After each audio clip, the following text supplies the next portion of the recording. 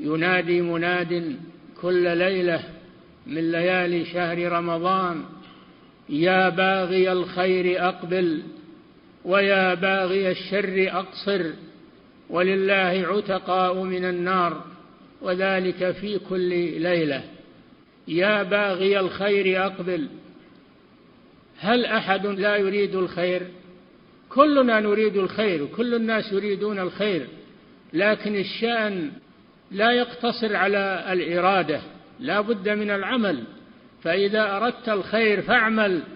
ومن أراد الآخرة وسعى لها سعيها وهو مؤمن فأولئك كان سعيهم مشكورا.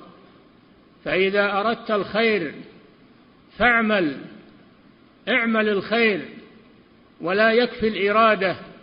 فإن في الحديث: العاجز من أتبع نفسه هواها وتمنى على الله الأماني. فالأماني لا تنفع، والإرادة وحدها من دون عمل لا تنفع.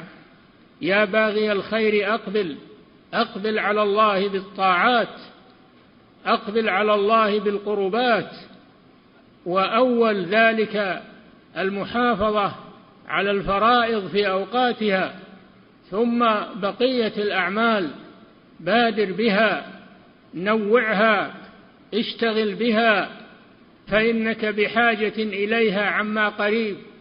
والله عما قريب ستحتاج إلى الحسنة الواحدة حينما يحضرك الأجل ويختم العمل وتتمنى الرجوع لتعمل صالحا، فلا تمكن من ذلك. فأنت الآن في زمن الطلب وفي زمن الأمنية، وقد أهل الله عليك هذا الشهر، فبادره بالطاعات والقربات. يا باغي الخير أقبل، أقبل على الله وأعرض عما سواه، أقبل على الله